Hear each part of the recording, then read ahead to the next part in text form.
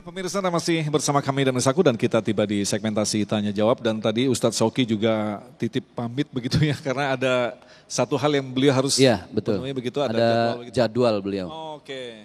Tapi insya Allah mudah-mudahan jawaban-jawaban dari Ustadz Zaki akan menambah pemahaman kita yaitu tentang masalah buzzer dan mengambil keuntungan di atas kegaduhan. Waduh, baik. Selanjutnya kami persilakan kepada Bapak Bambang. Silakan. Bismillahirrahmanirrahim. Assalamualaikum warahmatullahi wabarakatuh. Waalaikumsalam. Nama kami Bambang Prayitno, salah satu jamaah di Masjid Al-Ikhlas. Dengan uraian yang kedua dari Ustadz Zaki, beberapa hal pertanyaan kami terjawab sebetulnya. Tapi masih ada satu yang ingin kami. Gitu, Pak. Belum nanya udah kejawab ya. Jadi jawabannya sudah dikemukakan. Jadi kami akan ada masih satu dalam hal menghadapi mereka Bapak Ustadz. Ya. Kan mereka itu juga seiman, sesama muslim dengan kita. Entoh masih berani melakukan adu domba.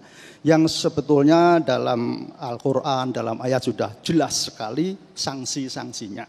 Iya. Tapi mereka rasanya juga masih banyak yang bisa lolos dari tangan hukum.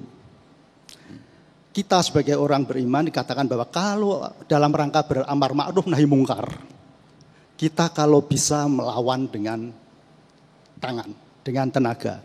Ya. Kalau tidak mampu, tidak bisa dengan lisan. Itu pun kalau tidak bisa dengan doa. Tapi itu selemah-lemahnya iman. Nah, dalam konteks ini, karena buzzer ini pun juga tadi juga sudah ditegaskan, tidak saja dalam urusan negara politik, tapi juga sesama tetangga di antara kita ini pun buzzer itu bisa mengaku. Betul. Apa selanjutnya yang harus kita lakukan dan kita temukan itu Ustadz? Agar kita tetap dalam kaitan dengan sesama saudara, seiman, setetangga, bahkan semajelis ilmu misalnya. Karena tadi Ustadz Zaki juga baru astagfirullah sudah komanya tadi sudah. Iya, betul.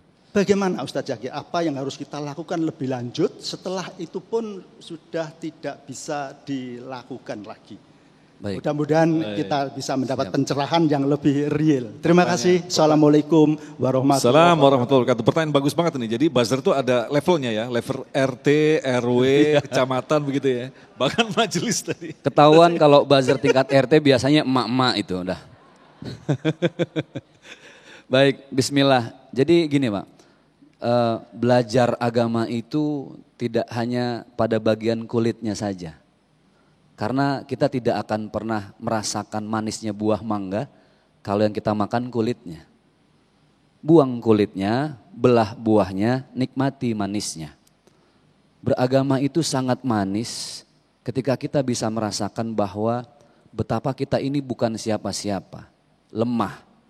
Makanya banyak ulama yang berdoa, Allahumma antal qawi wa nahnu du'afa. Ya Allah, hanya Engkau zat yang maha kuat. Kami para du'afa, hambamu yang serba lemah.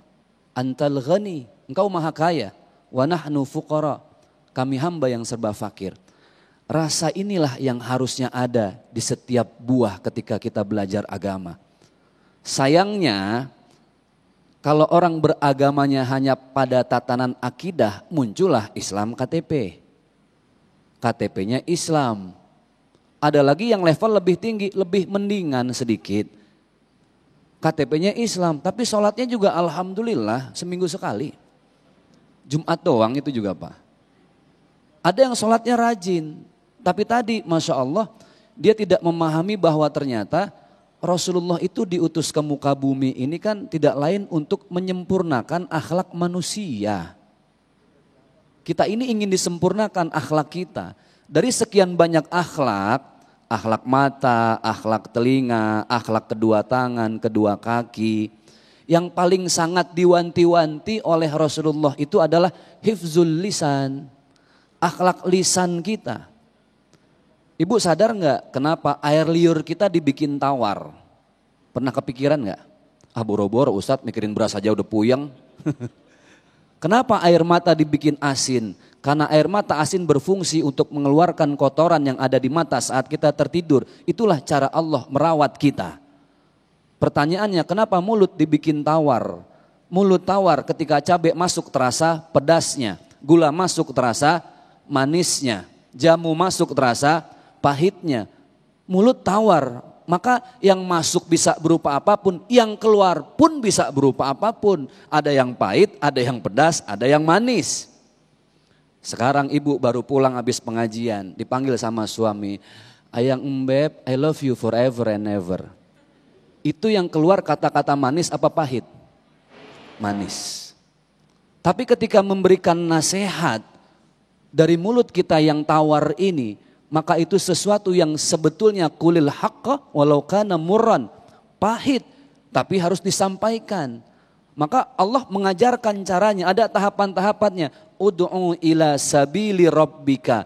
Kalau engkau ingin memanggil orang lain untuk kembali kepada jalan Allah, caranya bil hikmah wal mau'izatil hasanah, dengan penuh hikmah, mau'izatil hasanah, dengan cinta dan kasih sayang, Bapak. Jadi kalau kita ketemu sama yang buzzer, kemudian kita 11-12 dengan dia, apa bedanya kita? Mari kita tunjukkan bahwa kita ini orang berakhlak. Makanya Rasulullah itu mengatakan orang yang paling mulia di mata Allah yang pertama silman qata'aka. Orang yang mampu menyambung silaturahim yang terputus. Yang kedua, wa'timan haramak. Berikanlah sesuatu kepada orang yang selama ini pelit kepadamu. Ibu baik sama tetangga yang baik, biasa. Mau luar biasa, gampang. Ibu baik sama orang pelit. Pulang dari sini beli martabak 3 dus. Cari tetangga yang paling pelit, bawa ke rumahnya. Surga jaminannya. Kemudian yang ketiga apa? Rasulullah janjikan, wa'fu amman zolamak. Maafkanlah orang yang menzolimimu. Maksud saya secara konkret dalam kita berinteraksi di dunia internet, dunia sosial media. Buzzer mau memberikan hoax apapun, yang kita kedepankan adalah akhlak. Dan jadikan tulisan-tulisan kita sebagai metode dakwah, mengedukasi masyarakat. Orang boleh menyebarkan hoax apapun, tetapi prinsipnya satu, akhlak mulia harus dikedepankan. Karena Masya Allah, 90% lebih survei membuktikan oleh para ahli sejarah. Orang-orang yang hidup bersamaan di kota Madinah Al-Munawwarah dengan Rasulullah, ada orang Majusi, ada orang Nasrani, ada orang Yahudi, tidak satu agama, tapi hidup di bawah payung yang satu, piagam Madinah. Mereka rata-rata masuk dalam agama Islam 80% lebih, bukan karena dipaksa oleh Rasulullah, tapi karena melihat kemuliaan akhlak Rasulullah ketika menghadapi kaum-kaum jahiliyah yang penuh dengan buzzer, hinaan, cacian, makian. Tapi Rasulullah hadapi dengan apa? Dengan akhlak. Bayangkan ada orang yang 3 hari berturut-turut meludahi Rasulullah. Ketika sakit mulutnya bengkak. Apa Rasul benci?